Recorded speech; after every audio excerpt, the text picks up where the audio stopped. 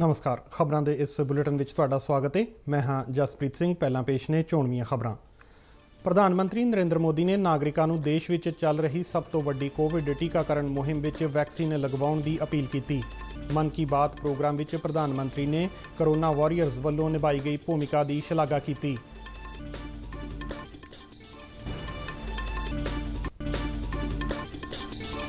प्रधानमंत्री मोदी ने कहा कि देश के किसानों की आमदन वधाउण लई खेतीबाड़ी सैक्टर में आधुनिकता लियाउणा समय की मंग है।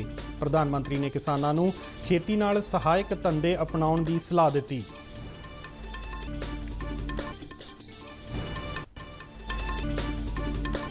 प्रधानमंत्री ने वख-वख खेत्रों में देश दीआं धीआं वल्लों बनाई गई विलक्षण पछाण की भी शलाघा की।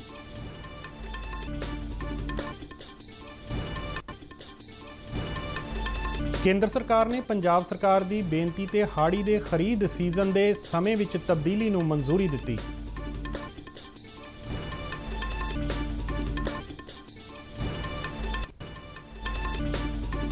भारत और इंग्लैंड विचाले 3 एक दिना मैचों की लड़ी का तीजा और अंतिम मैच अज पुणे विच खेडिया जाएगा। ते हुण खबरां विस्तार नाल। प्रधानमंत्री नरेंद्र मोदी ने कहा है कि देश में कोरोना महामारी के टाकरे लिए दुनिया की सब तो वड्डी कोविड टीकाकरण मुहिम चल रही है। आकाशवाणी के मन की बात प्रोग्राम राही देशवासियों को संबोधन में प्रधानमंत्री ने पिछले वरे मार्च महीने दौरान लॉकडाउन का जिक्र करदियां कोरोना वॉरियर्स की भूमिका की शलाघा की। उन्होंने कहा कि महामारी के इस दौर में कोरोना योद्धिया ने साल भर बिना थके बिना रुके डट के महामारी का टाकरा किया और देश के एक नागरिक की जान बचाने लई जी तोड़ यतन किए ने। वॉरियर्स के प्रति सम्मान, आदर, थाली बजाना, ताली बजाना, दिया जलाना, आपको अंदाज नहीं है कोरोना वॉरियर्स के दिल को कितना छू गया था वो। और वही तो कारण है जो पूरी साल भर वे बिना थके बिना रुके डटे रहे, देश के एक एक नागरिक की जान बचाने के लिए जी जान से जूझते रहे। प्रधानमंत्री ने योग्यता मुताबिक चल रहे टीकाकरण अभियान में सारिਆਂ ਨੂੰ वैक्सीन लगवाउण की अपील की। उन्होंने कहा कि इस सब के बावजूद सानू कोरोना के विरुद्ध लड़ाई का मंत्र दवाई भी ते करड़ाई भी याद रखना चाहिए है। प्रधानमंत्री ने अपने संबोधन में वैक्सीन लगवाउण वाले लाभार्थियों वालों टीकाकरण दीआं तस्वीरां सोशल मीडिया ते साझियां करन दा जिक्र भी किया। प्रधानमंत्री ने आज़ादी के 75 वरे पूरे होने संबंधी अमृत महाउत्सव का जिक्र करदियां कहा कि दांडी यात्रा तो शुरू होया यह महाउत्सव 15 अगस्त 2023 तक चलेगा, जिस तहत देश भर में वख-वख थावां ते निरंतर प्रोग्रामां की लड़ी चलाई गई है। प्रधानमंत्री ने नागरिकों को आज़ादी के इतिहास नाल जुड़ियां गाथावां नूं अमृत महाउत्सव दौरान साझा करन दा सद्दा दिता। किसी स्वाधीनता सेनानी की संघर्ष गाथा हो, किसी स्थान का इतिहास हो, देश की कोई सांस्कृतिक कहानी हो, अमृत महोत्सव के दौरान आप उसे देश के सामने ला सकते हैं। प्रधानमंत्री मोदी ने कहा कि देश के खेतीबाड़ी सैक्टर में आधुनिकता समय की लोड़ है। उन्होंने कहा कि पहला ही आधुनिकता को खेतीबाड़ी में शामिल करने में बहुत देरी हो चुकी है। प्रधानमंत्री ने कहा कि खेतीबाड़ी सैक्टर में रोज़गार के नवे मौके सिरजण, किसानों की आमदन को वधाउण और नवे बदलों को शामिल करना बहुत जरूरी है। मक्खी पालन का विशेष तौर पर जिक्र करदियां प्रधानमंत्री ने किसानों को शहद क्रांति नाल जुड़न की अपील की। उन्होंने कहा कि मक्खी पालन किसानों लई एक वधिया बदल बन के उभर रहा है। प्रधानमंत्री ने अपने संबोधन में मक्खी पालन नाल जुड़े कई किसानों बारे भी जानकारी साझी की। क्रांति या स्वीट रिवॉल्यूशन का आधार बना रही है। बड़ी संख्या में किसान इससे जुड़ रहे हैं, इनोवेशन कर रहे हैं। जैसे कि पश्चिम बंगाल के दार्जिलिंग में एक गांव है गुरदुम। पहाड़ों की इतनी ऊंचाई, भौगोलिक दिक्कतें, लेकिन यहाँ के लोगों ने हनी बी फार्मिंग का काम शुरू किया और आज इस जगह पर बने शहद की, मधु की अच्छी मांग हो रही है। इससे किसानों की आमदनी भी बढ़ रही है। पश्चिम बंगाल के ही सुंदरबन इलाकों का प्राकृतिक ऑर्गेनिक हनी तो देश दुनिया में पसंद किया जाता है। प्रधानमंत्री ने कहा कि किसानों की इस मेहनत सदका देश में शहद उत्पादन लगातार वध रहा है, जिस विचों वड्डी मात्रा में शहद बरामद किया जा रहा है। उन्होंने कहा कि फार्मा उद्योग, ਫੂਡ, ਟੈਕਸਟਾਈਲ ਅਤੇ ਕਾਸਮੈਟਿਕ ਉਦਯੋਗਾਂ ਵਿੱਚ ਮਧੂ ਮੋਮ ਦੀ ਮੰਗ ਵੀ ਵਧੀ ਹੈ, ਜੋ ਮੱਖੀ ਪਾਲਣ ਵਾਲੇ ਕਿਸਾਨਾਂ ਲਈ ਆਮਦਨ ਦਾ ਸਾਧਨ ਬਣ ਸਕਦੀ ਹੈ। ਉਹਨਾਂ ਕਿਹਾ ਕਿ ਅਜਿਹਾ ਕਰਕੇ ਕਿਸਾਨ ਆਤਮ ਨਿਰਭਰ ਭਾਰਤ ਅਭਿਆਨ ਵਿੱਚ ਮਦਦ ਕਰ ਰਹੇ ਨੇ। ਉਹਨਾਂ ਕਿਹਾ ਕਿ ਅੱਜ ਦੇ ਸਮੇਂ ਵਿੱਚ ਪੂਰੀ ਦੁਨੀਆ ਵਿੱਚ ਆਯੁਰਵੈਦਿਕ ਅਤੇ ਕੁਦਰਤੀ ਸਿਹਤ ਉਤਪਾਦਾਂ ਦੀ ਮੰਗ ਵਧ ਰਹੀ ਹੈ।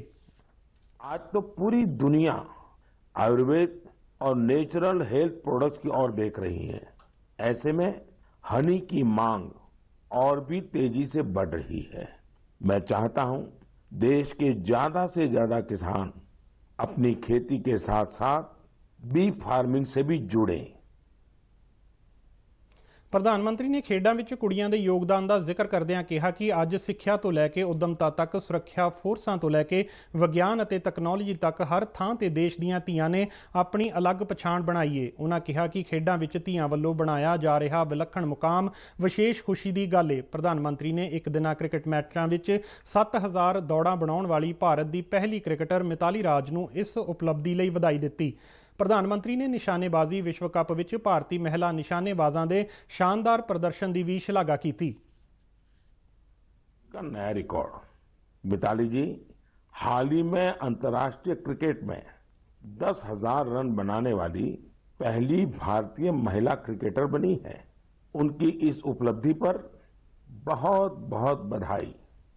वनडे इंटरनेशनल्स में 7,000 रन बनाने वाली भी वो अकेली अंतर्राष्ट्रीय महिला खिलाड़ी है।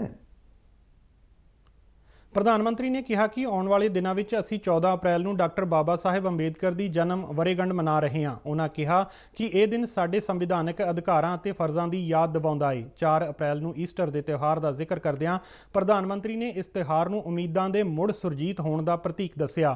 ਪ੍ਰੋਗਰਾਮ ਦੇ ਅੰਤ ਵਿੱਚ ਪ੍ਰਧਾਨ ਮੰਤਰੀ ਨੇ ਸਾਰਿਆਂ ਨੂੰ ਕੋਰੋਨਾ ਵਿਰੁੱਧ ਸੁਚੇਤ ਰਹਿਣ ਲਈ ਕਿਹਾ। 14 अप्रैल डॉक्टर बाबा साहब आम्बेडकर की जन्म जयंती। इस बार अमृत महोत्सव में तो ये अवसर और भी खास बन गया है। मुझे विश्वास है बाबा साहब की इस जन्म जयंती को हम जरूर यादगार बनाएंगे, अपने कर्तव्यों का संकल्प लेकर उन्हें श्रद्धांजलि देंगे। ਕੋਵਿਡ-19 ਦੇ ਵਧਦੇ ਮਾਮਲਿਆਂ ਦੇ ਮੱਦੇਨਜ਼ਰ ਕੇਂਦਰ ਸਰਕਾਰ ਵੱਲੋਂ 12 ਸੂਬਿਆਂ ਅਤੇ ਕੇਂਦਰ ਸ਼ਾਸਤ ਪ੍ਰਦੇਸ਼ਾਂ ਦੇ ਉੱਚ ਅਧਿਕਾਰੀਆਂ ਨਾਲ ਸਮੀਖਿਆ ਮੀਟਿੰਗ ਕੀਤੀ ਗਈ। ਕੇਂਦਰੀ ਸਿਹਤ ਸਕੱਤਰ ਰਾਜੇਸ਼ ਭੂਸ਼ਣ ਦੀ ਪ੍ਰਧਾਨਗੀ ਹੇਠ ਹੋਈ ਮੀਟਿੰਗ ਵਿੱਚ ਸੂਬਿਆਂ ਦੇ ਵਧੀਕ ਮੁੱਖ ਸਕੱਤਰਾਂ, ਪ੍ਰਿੰਸੀਪਲ ਸਕੱਤਰਾਂ, ਸਿਹਤ ਸਕੱਤਰਾਂ, ਨਗਰ ਨਿਗਮ ਕਮਿਸ਼ਨਰਾਂ ਅਤੇ 46 ਜ਼ਿਲ੍ਹਾ ਕਲੈਕਟਰਾਂ ਵੱਲੋਂ ਭਾਗ ਲਿਆ ਗਿਆ। ਭਾਗ ਲੈਣ ਵਾਲੇ ਸੂਬਿਆਂ ਵਿੱਚ ਪੰਜਾਬ ਤੋਂ ਇਲਾਵਾ ਮਹਾਰਾਸ਼ਟਰ, ਗੁਜਰਾਤ, ਹਰਿਆਣਾ, ਤਮਿਲਨਾਡੂ, ਛੱਤੀਸਗੜ੍ਹ, ਮੱਧ ਪ੍ਰਦੇਸ਼, ਪੱਛਮ ਬੰਗਾਲ, ਕਰਨਾਟਕ, ਬਿਹਾਰ, ਦਿੱਲੀ ਅਤੇ ਜੰਮੂ ਕਸ਼ਮੀਰ ਸ਼ਾਮਲ ਨੇ। ਇਸ ਉੱਚ ਪੱਧਰੀ ਮੀਟਿੰਗ ਦੌਰਾਨ ਕੋਵਿਡ-19 ਦੇ ਸਭ ਤੋਂ ਵੱਧ ਮਾਮਲਿਆਂ ਬਾਰੇ 46 ਜ਼ਿਲ੍ਹਿਆਂ ਵਿੱਚ ਕੰਟੇਨਮੈਂਟ ਨਿਯਮਾਂ ਨੂੰ ਸਖਤ ਬਣਾਉਣ ਅਤੇ ਜਨਤਕ ਸਿਹਤ ਦੇ ਉਪਾਵਾਂ ਸੰਬੰਧੀ ਸੂਬਿਆਂ ਨੂੰ ਸਲਾਹ ਮਸ਼ਵਰਾ ਦਿੱਤਾ ਗਿਆ। ਇਸ ਦੌਰਾਨ ਸੂਬਿਆਂ ਦੇ ਅਧਿਕਾਰੀਆਂ ਨੂੰ ਇੱਕ ਪ੍ਰਸਤੁਤੀ ਰਾਹੀਂ ਦੇਸ਼ ਭਰ ਵਿੱਚ ਪਿਛਲੇ ਵਰ੍ਹੇ ਮਈ ਮਹੀਨੇ ਤੋਂ ਲੈ ਕੇ ਹੁਣ ਤੱਕ ਮਹਾਮਾਰੀ ਦੇ ਵੱਧ ਰਹੇ ਕੇਸਾਂ ਸੰਬੰਧੀ ਵਿਸਥਾਰ ਵਿੱਚ ਜਾਣਕਾਰੀ ਦਿੱਤੀ ਗਈ। ਇਸ ਮੀਟਿੰਗ ਵਿੱਚ ਕੁੱਲ ਐਕਟਿਵ ਕੇਸਾਂ ਦੇ 71% ਹਿੱਸੇ ਵਾਲੇ 46 ਜ਼ਿਲ੍ਹਿਆਂ ਨੂੰ ਕੇਂਦਰ ਬਿੰਦੂ ਮੰਨ ਕੇ ਭਵਿੱਖ ਦੀ ਰਣਨੀਤੀ ਨੂੰ ਵਧੇਰੇ ਕਾਰਗਰ ਬਣਾਉਣ ਤੇ ਵੀ ਚਰਚਾ ਕੀਤੀ ਗਈ। ਸਿਹਤ ਮੰਤਰਾਲੇ ਵੱਲੋਂ ਸੂਬਿਆਂ ਤੇ ਕੇਂਦਰ ਸ਼ਾਸਤ ਪ੍ਰਦੇਸ਼ਾਂ ਨੂੰ ਮਹਾਮਾਰੀ ਦੇ ਪ੍ਰਬੰਧਨ ਅਤੇ ਕੰਟੇਨਮੈਂਟ ਲਈ 5 ਪੱਧਰੀ ਰਣਨੀਤੀ ਦੀ ਸਿਫਾਰਿਸ਼ ਕੀਤੀ ਗਈ। ਇਸ ਰਣਨੀਤੀ ਵਿੱਚ ਟੈਸਟਿੰਗ ਵਿੱਚ ਵਾਧਾ, ਕੋਵਿਡ-19 ਦੀ ਲਪੇਟ ਵਿੱਚ ਆਏ ਲੋਕਾਂ ਦਾ ਪ੍ਰਭਾਵਸ਼ਾਲੀ ਇਕਾਂਤਵਾਸ ਅਤੇ ਸੰਪਰਕ ਟ੍ਰੇਸਿੰਗ ਤੋਂ ਲੈ ਕੇ ਜ਼ਿਲ੍ਹਾ ਪੱਧਰ ਤੱਕ ਵੈਕਸੀਨ ਲਗਾਉਣਾ ਅਤੇ ਕੋਵਿਡ ਪ੍ਰਤੀ ਢੁਕਵਾਂ ਵਿਵਹਾਰ ਅਪਣਾਉਣਾ ਸ਼ਾਮਲ ਹੈ। ਇਸ ਉੱਚ ਪੱਧਰੀ ਮੀਟਿੰਗ ਵਿੱਚ ਆਉਣ ਵਾਲੇ ਤਿਉਹਾਰਾਂ ਦੇ ਸੀਜ਼ਨ ਨੂੰ ਧਿਆਨ ਵਿੱਚ ਰੱਖਦਿਆਂ ਸੂਬਿਆਂ ਨੂੰ ਢੁਕਵੇਂ ਕਦਮ ਉਠਾਉਣ ਲਈ ਵੀ ਕਿਹਾ ਗਿਆ ਹੈ। ਕੇਂਦਰ ਸਰਕਾਰ ਨੇ ਪੰਜਾਬ ਲਈ ਹਾੜੀ ਦੇ ਖਰੀਦ ਸੀਜ਼ਨ ਦੇ ਸਮੇਂ ਵਿੱਚ ਤਬਦੀਲੀ ਨੂੰ ਮਨਜ਼ੂਰੀ ਦੇ ਦਿੱਤੀ ਹੈ। ਪੰਜਾਬ ਸਰਕਾਰ ਵੱਲੋਂ ਸੂਬੇ ਵਿੱਚ ਕਣਕ ਦੀ ਦੇਰ ਨਾਲ ਪਕਾਈ ਅਤੇ ਕੋਵਿਡ-19 ਦੇ ਵਧਦੇ ਮਾਮਲਿਆਂ ਨੂੰ ਆਧਾਰ ਬਣਾ ਕੇ ਕੇਂਦਰ ਸਰਕਾਰ ਨੂੰ ਹਾੜੀ ਦੇ ਖਰੀਦ ਸੀਜ਼ਨ ਦੀਆਂ ਤਾਰੀਖਾਂ ਵਿੱਚ ਬਦਲਾਅ ਲਈ ਬੇਨਤੀ ਕੀਤੀ ਗਈ ਸੀ। ਪੰਜਾਬ ਸਰਕਾਰ ਵੱਲੋਂ 1 ਅਪ੍ਰੈਲ ਤੋਂ 25 ਮਈ ਤੱਕ ਦੇ ਨਿਰਧਾਰਤ ਹਾੜੀ ਖਰੀਦ ਸੀਜ਼ਨ ਨੂੰ 10 ਅਪ੍ਰੈਲ ਤੋਂ 31 ਮਈ ਤੱਕ ਵਧਾਉਣ ਦੀ ਬੇਨਤੀ ਕੀਤੀ ਗਈ ਸੀ। ਭਾਰਤ ਅਤੇ ਇੰਗਲੈਂਡ ਵਿਚਾਲੇ 3 ਇੱਕ ਦਿਨਾਂ ਮੈਚਾਂ ਦੀ ਮੌਜੂਦਾ ਲੜੀ ਦਾ ਤੀਜਾ ਅਤੇ ਅੰਤਿਮ ਮੈਚ ਅੱਜ ਪੁਣੇ ਵਿੱਚ ਖੇਡਿਆ ਜਾਵੇਗਾ। ਦੂਜੇ ਇੱਕ ਦਿਨਾਂ ਮੈਚ ਵਿੱਚ ਇੰਗਲੈਂਡ ਨੇ ਭਾਰਤ ਨੂੰ 6 ਵਿਕਟਾਂ ਦੇ ਫਰਕ ਨਾਲ ਹਰਾ ਕੇ ਲੜੀ 1-1 ਨਾਲ ਬਰਾਬਰ ਕਰ ਲਈ ਸੀ, ਜਿਸ ਕਾਰਨ ਅੱਜ ਹੋਣ ਵਾਲਾ ਅੰਤਿਮ ਇੱਕ ਦਿਨਾਂ ਮੈਚ ਫੈਸਲਾਕੁਨ ਹੋਵੇਗਾ। ਭਾਰਤ ਟੈਸਟ ਅਤੇ T20 ਲੜੀ ਵਿੱਚ ਜਿੱਤ ਤੋਂ ਬਾਅਦ ਇੱਕ ਦਿਨਾਂ ਲੜੀ ਵਿੱਚ ਵੀ ਜਿੱਤ ਹਾਸਲ ਕਰਨ ਦੀ ਕੋਸ਼ਿਸ਼ ਕਰੇਗਾ, ਜਦਕਿ ਇੰਗਲੈਂਡ ਘੱਟੋ-ਘੱਟ ਇੱਕ ਦਿਨਾਂ ਮੈਚਾਂ ਦੀ ਲੜੀ ਤੇ ਕਾਬਜ਼ ਹੋ ਕੇ ਗੁਆਚੀ ਸਾਖ ਮੁੜ ਹਾਸਲ ਕਰਨ ਦੀ ਕੋਸ਼ਿਸ਼ ਕਰੇਗਾ। ਇਸ ਦੇ ਨਾਲ ਹੀ ਖਬਰਾਂ ਦਾ ਬੁਲੇਟਿਨ ਖਤਮ ਹੁੰਦਾ ਹੈ। ਨਮਸਕਾਰ।